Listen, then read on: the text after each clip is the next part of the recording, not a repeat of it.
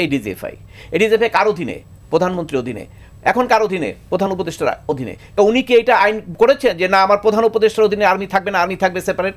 উনি তো এটা করেন নাই। আপনি ধরুন সচিবালয়ে একজন সচিব একজনকে অর্ডার দিল ডিসি রে তুমি এটা করো, যদি ইলিগাল হয় ডিসি বলতে পারে যে না আমি এটা করতে পারবো না, এবং সেক্ষেত্রে উনি এইটাই করতে পারবে, ডিসিকে ওখান থেকে সরাই নিয়ে আসতে পারবে, অথবা ওনার মধ্যে একটা এসিআর এ ব্যাড কমেন্ট করতে পারবে, দ্যাটস, আর কিছু করতে পারবে না।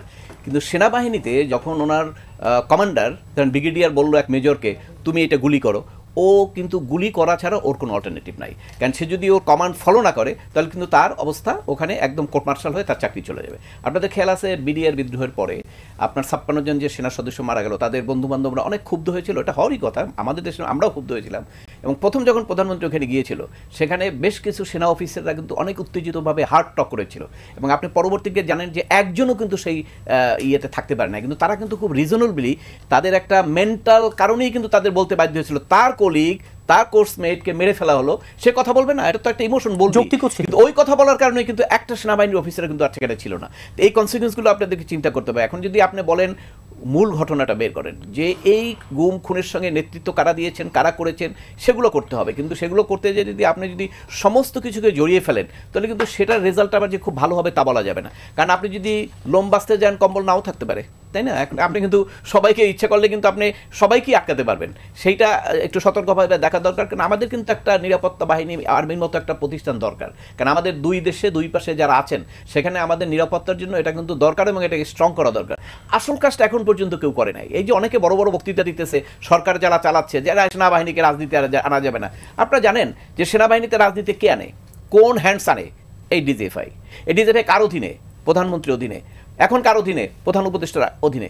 উনি কি এটা আইন করেছেন যে না আমার প্রধান উপদেষ্টার অধীনে আর্মি থাকবে না, আর্মি থাকবে সেপারেট? উনি তো এটা করেন নাই। উনি না করে ওই শেখ হাসিনার সময় ওখানে ডিজিএফআই যে আনছিল তাকে আপনি ধরলেন, আবার আপনি চলে যাবেন বিএনপি আসবে, বিএনপির সময় আবার যে ডিজিএফআই থাকবে তারা আবার তাকে ব্যবহার করবে, তো প্রতিষ্ঠানই দুর্বল হবে, আপনি প্রতিষ্ঠানকে দাঁড় করাতে পারবেন না। যেটা করা দরকার সেটা করেন। আপনি বলেন যে ডিজিএফআই রিপোর্ট করবে নট টু প্রাইম মিনিস্টার, ও রিপোর্ট করবে শুধু, নর্মালি তো ডিজিএফআই স্পেলিং থেকে বলেন director general of forces intelligence, মানে আপনার ফোর্সের ভিতরে ওদের তথ্য, গোপন তথ্য, ইন্টেলিজেন্সের তথ্য নিয়ে দিবে। কার কাছে দিবে? দেওয়ার কথা প্রধানের কাছে। প্রধানের কাছে দিলে সে ফোর্সটাকে মেনটেন করতে পারবে, ডিসিপ্লিন মেনটেন করতে পারবে।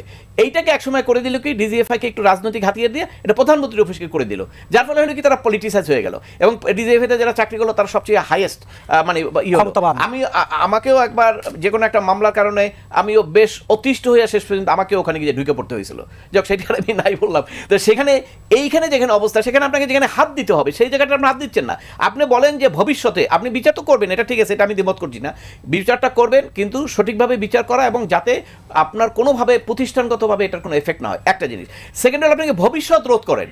ভবিষ্যৎ রোধ করার জন্য আপনি বলেন যে ডিজিএফআই রিপোর্ট করবে আর্মির চিফকে, আর আর্মির চিফ করবে রাষ্ট্রপতিকে।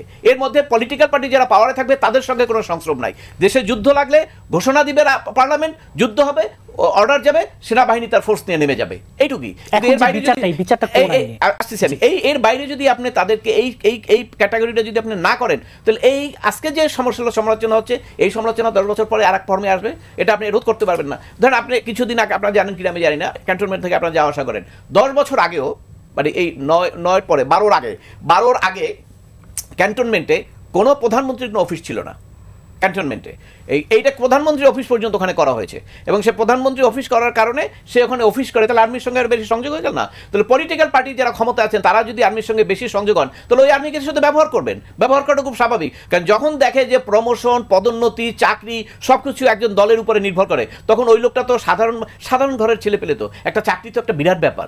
আপনি ধরেন একটা সাংবাদিকতা করতেছেন, আপনার মনে আছে আজকে অনেক সাংবাদিকরা তো জব হারিয়েছেন, তাদের একটা খুব কষ্ট হচ্ছে না? কষ্ট হয়তো। এখানে তো আমাদের সবাই তো এখানে সচ্ছল না, কিছু লোক সচ্ছল আছে, ব্যবসা বাণিজ্য করে, তাই সেই জায়গা থেকে তাদের এই নিরাপদে কাজ করার জন্য, দেশের জন্য, রাষ্ট্রের প্রতিরক্ষার জন্য কাজ করার জন্য তাদের যেটা করা দরকার আপনি সেটাকে করেন ইন্ডিপেন্ডেন্ট। তারা ডিজিএফআই এখানে থাকবেই না প্রধানমন্ত্রী প্রধান উপদেষ্টার সঙ্গে। এই প্রধান উপদেষ্টার সঙ্গে কেন? আমি তো হাইকোর্টে এখনো ইয়েতে আপনার যেটা শেখ হাসিনার সময় ছিল হাইকোর্টে যে আর্মিদের ডিজিএফআই লোকজন ছিল এখনো তো আছে, কেন থাকবে? থাকার তো কোনো কারণ নাই। আপনারাই তো বলতেছেন যে আর্মিকে ব্যবহার করছে, আর্মিকে ব্যবহার করার জন্য সূত্র রেডি করে রাখেন, তা আর্মিকে আজকে ওনারাও ব্যবহার করবে, আমি গেলেও ব্যবহার করবো, সবাই ব্যবহার করবেন, আপনি ওইখানে কাট করেন যাতে ব্যবহার করা না হয়, তাহলে আমাদের সেনাবাহিনী ভবিষ্যতে একটা বাহিনী হিসেবে গড়ে তুলবে। আর বিচারের কথাটা বলছেন, দেখেন বিচার কিন্তু অলরেডি একটা কোর্ট, সেই কোর্টটা কিন্তু গঠিত হয়েছে এবং কোর্টের ব্যাপারে অলরেডি তারা ওয়ারেন্ট ইস্যু করেছে, তাদেরকে গ্রেপ্তার করা হয়েছে এবং হাজির করা হবে ওই তারিখে। কাজে এটা প্রসেসের মধ্যে চলে এসেছে। এখন যদি কোনো প্রশ্ন থাকে ওনার বিচারটা সঠিক কি বেঠিক, এই কোর্টে আর কিছু করার সুযোগ নাই। কোর্টে এটা একটা সাংবিধানিক প্রশ্ন আছে, ওইটা কেউ না কেউ তুলতে পারবে। আপনি জানেন এটা কিন্তু এই কোর্ট যখন ওই পলিটিক্যাল লিডারদের বিচার করে সেটার ব্যাপারে কিন্তু একটা প্রশ্ন তুলেছিল। এর আগে একজন ভদ্রলোক, উনি মারা গেছেন, অ্যাডভোকেট সাহেব, উনি একটা অ্যাপ্লিকেশন দিয়ে বলেছিলেন যে এই কোর্টের ক্ষমতা নাই। তখন কোর্ট বলেছিল এটা তো সাংবিধানিক কোর্ট না, আমি বিচার করতে বসছি, আমাকে বসাইছে, আমি বিচার করবো, আমার যা করার। হ্যাঁ, এই কোর্টের ক্ষমতা নাই, এই কথাটা বলার সুযোগ আছে সাংবিধানিক কোর্টে, হাইকোর্টে, সুপ্রিম কোর্টে। অতএব এখানে এই বিচারটা কোথায় হবে, কি হবে, এই বিতর্ক হতে পারে, কিন্তু সেটা হবে সুপ্রিম কোর্ট, হাইকোর্টে। এই কোর্টে এরকম কোনো বিতর্কের সুযোগ নেই। এই কোর্ট অর্ডার দিছে, গ্রেপ্তার করেছে, ওখানে হাজির করবে, সেখানে সাক্ষী হবে, সেখানে বিচার হবে। যদি হ্যাঁ একটা প্রশ্ন আসতে পারতো, সেখানে যদি সেনাবাহিনীর সকলে মিলে তারা যদি সেটা একটা অবস্থান নিত যে না আমরা এটা ট্রাইব্যুনাল, আমাদের আর্মি ট্রাইব্যুনালে করবো, কোর্ট মার্শাল করবো, একই কথা, কোর্ট মার্শালে তো বিচার হয়, চূড়ান্ত শাস্তি হয়। অতএব সেটাও তারা করতে পারতেন, কিন্তু সেখানে তারা অবস্থান নেন নাই। তারা কিন্তু স্পষ্টভাবে কালকে প্রেস রিলিজ দিয়ে, কালকে মিডিয়ার কাছে বলেছেন যে আমরা জনগণের প্রত্যাশা যেটা, সেটাকে আমরা রেসপেক্ট করি এবং আমরা বলছি যে আমরা সবাইকে এটা করেছি। আর আপনারা অনেকে বলতেছে পালাই